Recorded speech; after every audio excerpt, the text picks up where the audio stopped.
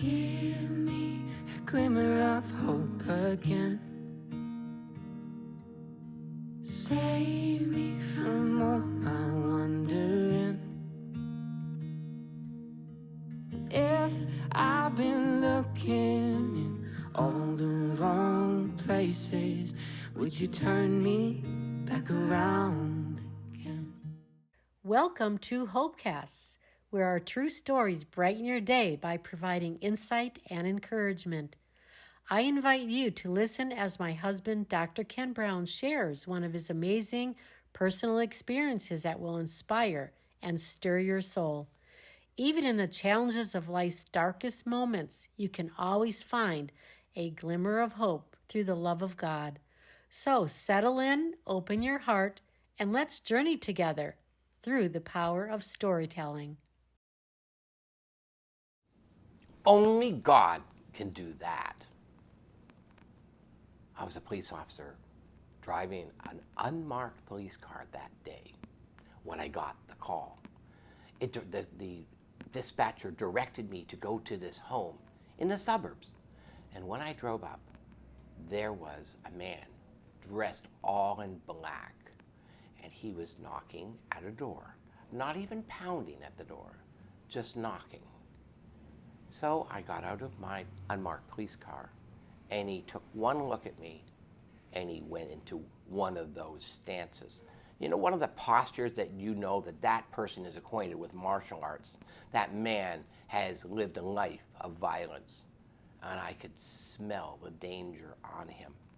The little hairs in my head my neck back, stood up an end. But I walked right up to him, and I smiled at him. And I put my hand out to shake his.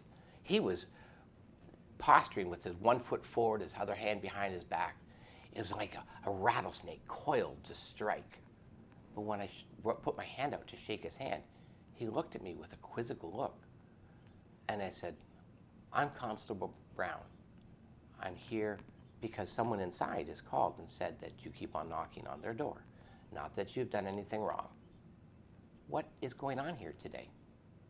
He looked at me, and he kind of relaxed. His shoulders slumped a little bit. He put his head to the side, and he reached out his hand, and he shook my hand. Very firm grip. I said, "I want to know what's going on, but I see that you look very, very sad. They don't really want you here at the house. Hey, would you like to talk to me at my car?" I said, "Okay." So we went down the 3 steps, down to the ground, and walked to my car, which is very closely parked to this front door. And he went to the back door of the police car.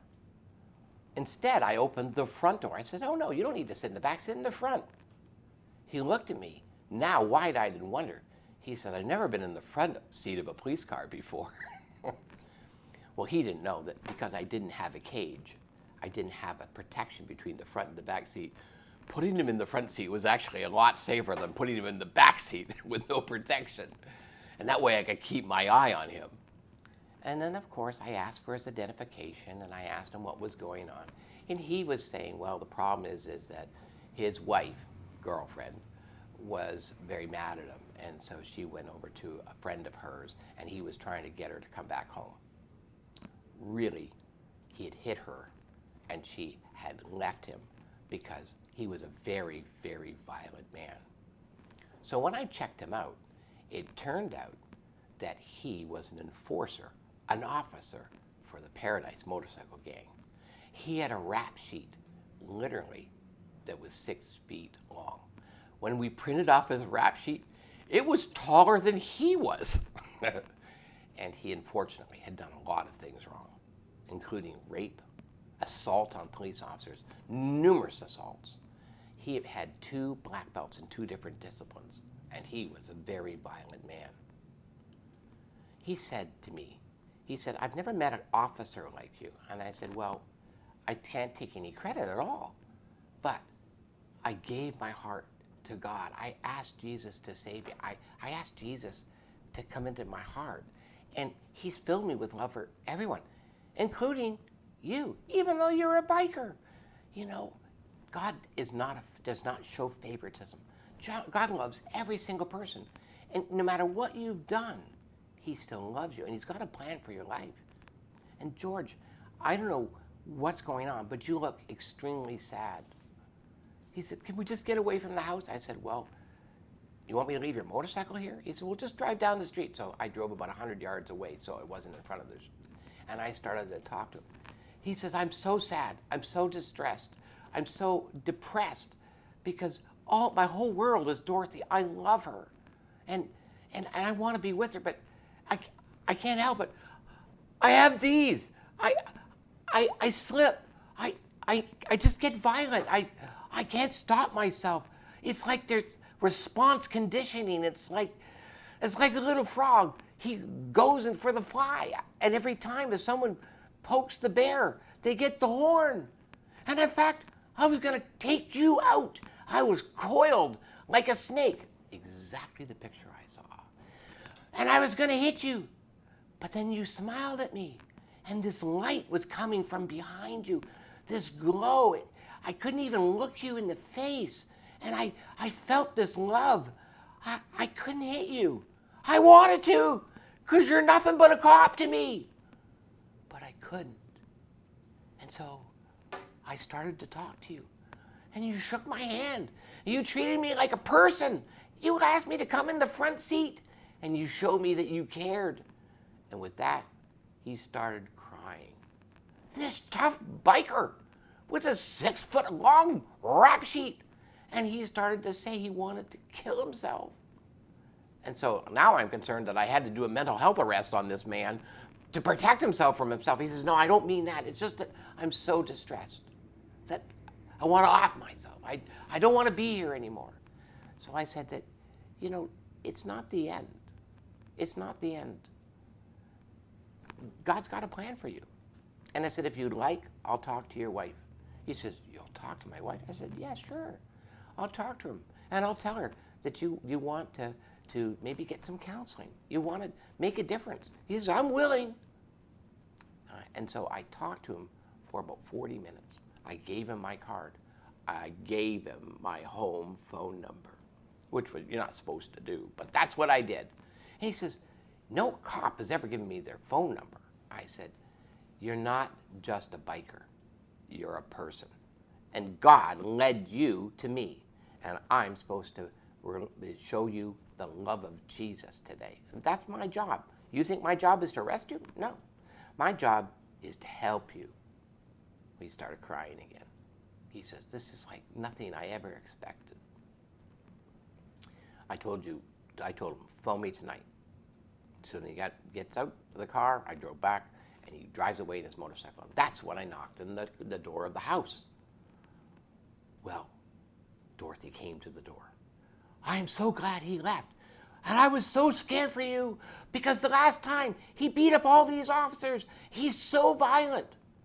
But he went and he got in the car with you. We were peeking through the windows and you were talking to him and you talked to him for 45 minutes. He doesn't talk to anybody for 45 minutes. I said, I was telling him that God loved him and God's got a plan for him. But he needs to ask God to help him with this terrible temper that he has. And she says, yeah, see what he did to me? And there was a little red boo-boo on her right upper cheek. I said, well, do you want to charge him? Oh, no, we can't. I can't charge him. He's a biker. They'd kill me. The gang would kill me. You understand? They would kill me. Well, it turned out that she was a stripper, and she carried a .32 caliber handgun in her purse, and she ran coke, and she was in charge of the escort service. Wow. This wasn't just your sweet, pretty girl. She was tough. She had a code name, Magenta. Everybody's got a name that they see on the street, so no one really knows who they are. But I talked to her, and she says, you don't mind the fact that I'm a stripper? I said, well, she actually called herself a dancer, because you understand that all strippers call themselves dancers. But I said, no. I said, because God loves you. No matter what you've done, no matter what you're doing, he still loves you. And he loves George. And he's got a plan for George's life, and he's got a plan for your life. She says, "You're strange." I said, "Yes, I'm a peculiar person because God has made me into somebody that he wants to, I'm his servant. I want to serve him." So I gave her my phone number too. That night she called me, George called me. Guess what? They got together again. They started counseling. Even met with me. I met them a few times to try and encourage them. And I told them, I said, you have zero chance of making your relationship work or be happy in your life as long as you're living in sin. As long as you're doing the things that are destructive. You know this deep in your heart. I'm telling you what you already know. You need to change your life because you're going the wrong way. For the next 2 years, every time I'm driving in the middle of the night, there was a car. The car was not necessarily speeding, but I just knew I had to pull that car out. And do you know who it was? It was George. And he had always a different woman in the car because, you see, he was running escort service. He was taking strippers or prostitutes to people's houses, and he was working protection because he was an enforcer and a protector for the Paradise Gang. One day, 2 years later, I met him again, only this time he was desperate. "Dorothy left me again. I can't believe it. Okay, we actually got married. Things started to do better after we met with you a few times. But I got jealous and I beat her up and now she won't even talk to me. I hit her and she's not answering her phone." I tried to phone her. She wasn't answering her phone to me either. And he says, "I'm just so distressed." So I said, "You need the Lord. Listen, talk to this man. He's a biker. He's in the Christian bikers. Talk to him. He can also talk to you about Jesus." The next day, I get a phone call from George. "Thank you so much for giving me his number. Ron led me to the Lord. I'm a Christian." He says, "I can't believe it. I realize now what you're talking about. I've got a peace. As soon as I started to pray and as soon as I started to ask God in my heart, I felt this peace, even though Dorothy's not home." He says, "In fact, I want to get baptized.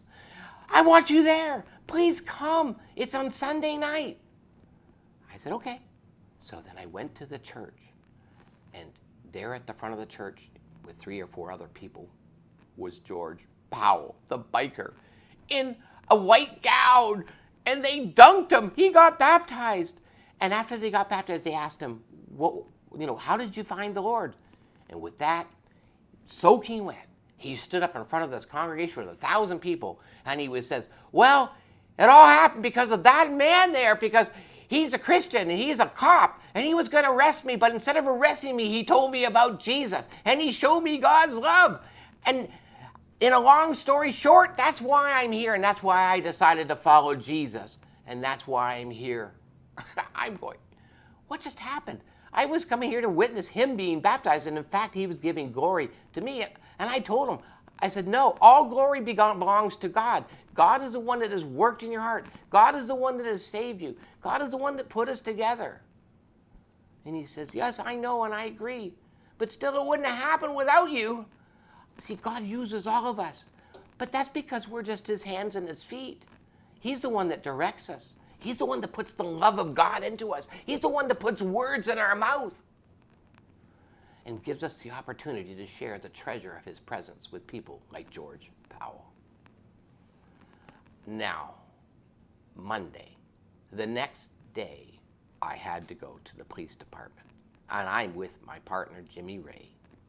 And we were just ready to go out on patrol when there was a phone call, the most unexpected phone call that came into the police department. It was George Powell.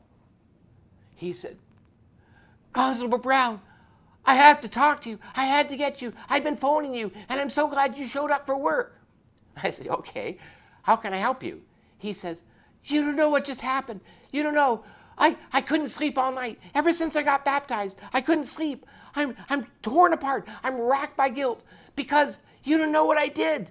Because Dorothy left me 3 weeks ago. I planted drugs in her car, and then I called the TIPS hotline, and they're going to arrest her. They've got her plate. They've got the model of her car, and I put all these drugs in her back seat and they're going to arrest her, and then they're going to find her with her cocaine and her .32 caliber handgun. And You know what's going to happen? She's going to go to jail. And it's all because of me, because I set her up, because I was so mad at her that she left me.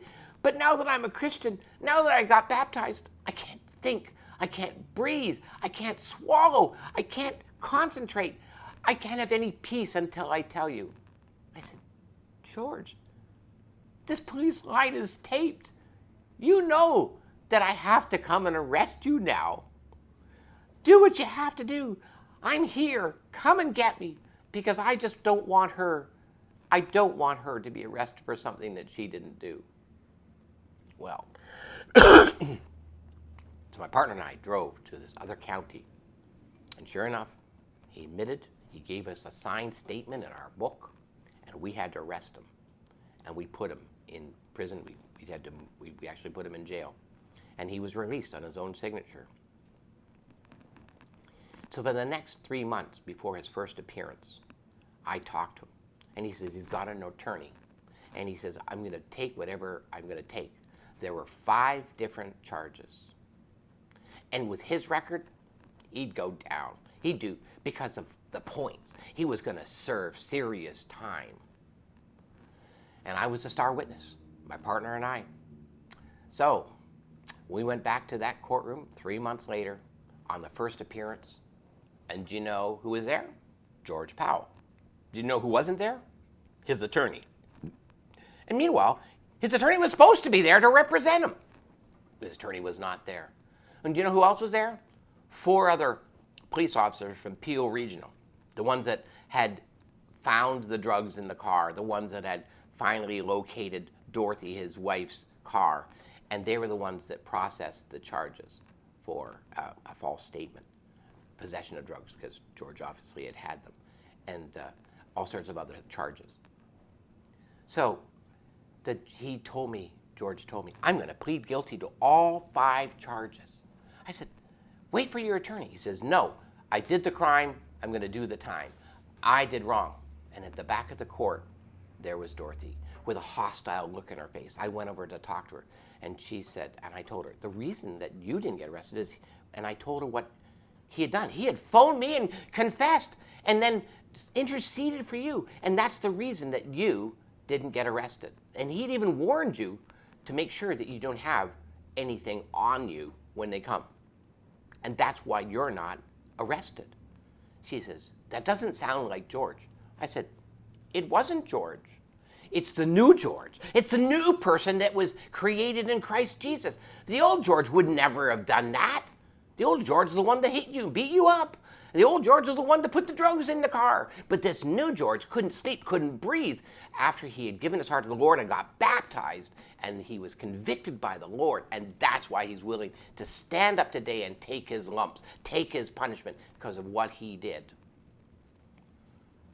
And just then, the case was called. And George stood up in court. And the judge says, where's your attorney? He says, he didn't show. You mean your attorney didn't show to represent you? No, Your Honor. He says, well, I'm here to take a plea. Do you want to wait for your attorney? He says, no, sir. I know that I did this, and my wife is in court, and what I did to her was atrocious. And I'm here to admit to it. He said, what do you plan to do? There's 5 charges. Your Honor, I'm going to admit to all of them. He said, well, it doesn't work like that. You have to read them out one by one. So they read one charge. Well, how do you plead? Guilty, Your Honor. Next charge. Guilty, Your Honor. 5 times it went on like that. He says, you mean you're pleading guilty to all 5 and you're not even trying to talk to the prosecutor and doing a deal? He says, Your Honor, I've done all 5 of these things and I had no right. But he says that there's something different about me. You got to understand is that I've become a Christian. And that's why I had to call the officer and confess and tell him everything. He said, what are you talking about? With that, I stood up and I said, Your Honor, may I approach the bench? He says, yes, I'm the arresting officer. He says, this is most irregular. I said, yes, Your Honor, but I would like to speak on behalf of the defendant. Meanwhile, the other 4 officers from Peel Regional were saying, sit down, sit down. But instead, I swore myself in. And I explained exactly what I've just told you, what happened. And I said to the judge, I said, in fact, he would never have been caught. Who would have taken all the punishment would have been his wife. But because he had given his life to God and he had just been baptized, he was so convicted that he called us. And then he repeated it. And he gave us a signed statement. And he gave us the ability to warn Dorothy and help Peel make sure they didn't do an arrest and jump to the wrong conclusions, that Dorothy had drugs in her car. And he says, and because of that, that's why we're here. And I might point out to the court that not only is his lawyer not here, but he's pled guilty to all 5 charges. And more than that, Your Honor, he would never have been caught if it wasn't for the fact that he had a change of heart. So the judge says, well, what are you saying, officer, exactly? I said, in my experience, when a person has such a profound change, he likely will never be in this court again. Despite his prolific record, there's a change, a profound change that has come to this man through his Savior, Jesus. The judge said, I've never heard this before. Let me think about this. So he's up at the bench, and he's thinking 2 minutes, 3 minutes, 4 minutes, 4 minutes with nothing being said. That's forever in a courtroom. And finally, the judge told George to stand up, and he said that I'm putting you on house arrest for 6 months, and I'm putting you on probation for 3 years, and I've decided not to incarcerate you. And the only time that you're allowed to leave is when you're going to counseling or going to work. The courtroom erupted. Those 4 other officers were mad at me. They actually came to me after the court case and says, don't ever bother coming back to Peel County again, because we'll make up something and have you charged under the Highway Traffic Act, because you've blown this case for us because you interceded for a biker. The only thing better than a biker is a dead biker. Once a biker, always a biker. And I said to him, that's not true. This man, don't you see how he's changed? It's just crocodile tears. I said, no, it's not. He wouldn't have been caught. And my partner said, put his hand on my shoulder and said, let's get out of here. Well, guess what happened? Not only did that happen, but the next week I got a call from George. Guess who's back? Guess who's back in my home? Dorothy. Dorothy came back to me because she said, there's no way you could have changed unless God did a miracle. Please, come to church on Sunday. And because I want you to know that we're going to be there. I don't want you to see Dorothy for yourself. So I come to that church service, and I stand at the back of the church with 1,100 people. And I have these eyes, cop eyes. The type of eyes where you kind of look like this and you look like that, and immediately you see your target. You see the person. You see the most wanted. You see the dangerous person.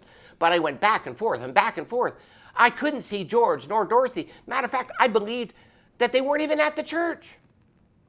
And then finally, they swam into view. There they were, 4 rows from the front. They were there, but my eyes went past them because they did not look like the George and Dorothy I knew. I came and I sat beside Dorothy, and she smiled, she beamed, she had this glow about her. And George did too. George shook my hand. Dorothy gave me a hug and said, thank you for bringing my man back. And it was offering time. And she gave me a piece of paper. And she says, can I put this in the offering plate? And it said this: I've decided to give up all drugs and all alcohol and give my heart to the Lord. I want to put this in the offering plate. Is that okay, Constable Brown? And I said, Dorothy, it would make God very happy that you put yourself in the offering plate. And you know what? They reconciled. And then he had to quit the gang. You can't quit a gang. You can't leave a gang. But guess what? They let him. Without killing him, they let him. And he moved away to a little town called Aurelia. And he lived in a mobile home. And I had the honor of going up and seeing him. And do you know what? First thing I came and saw when I knocked at that door, there was a Salvation Army officer in their house, in full dress, with a hat, the black toots with the red stripe. And who was inside that? Dorothy. Dorothy became a Salvation Army officer. And there on the front lawn was a shiny new hog, a Harley Davidson with Christian biker logo. Do you know who ended up joining and becoming an officer in the Christian Bikers up in Aurelia? George Powell. This couple had changed their life through Jesus. Who would have expected that? Only God is that powerful and can do that type of transformation in a person's life. And you know, God can also transform you. It's not too difficult for God. All you need to do is, just like George and Dorothy, you got to give yourself to God. You got to give yourself and let God have his way in you. And all of the problems that you've got really are just something that God is using to draw you to yourself. Let him have his way and let him change your life. He's got a better plan for you than you do for yourself. That's because God really loves you. God bless you. Thank you for tuning into HopeCasts for inspiring stories that will touch your heart. If today's story encouraged you, then please subscribe to our channel and visit us at hopecasts.org to learn more. You can also watch the video version of this story and many more from Dr. Brown on our HopeCasts, YouTube, or listen on our Spotify, Apple, or Amazon Music podcasts. Until next time, keep holding on to hope, and please share these stories with someone who really needs encouragement. May God bless you. I've been searching and I've been seeking. It seems like you're nowhere to be found. And I'd do anything just to see you. If I close my eyes, will I see you now? 'Cause I know faith hopes in what can't be seen, but my hope feels like a distant dream. Give me a glimmer of hope again. Save me from all my wandering. If I've been looking in all the wrong places, would you turn me back around?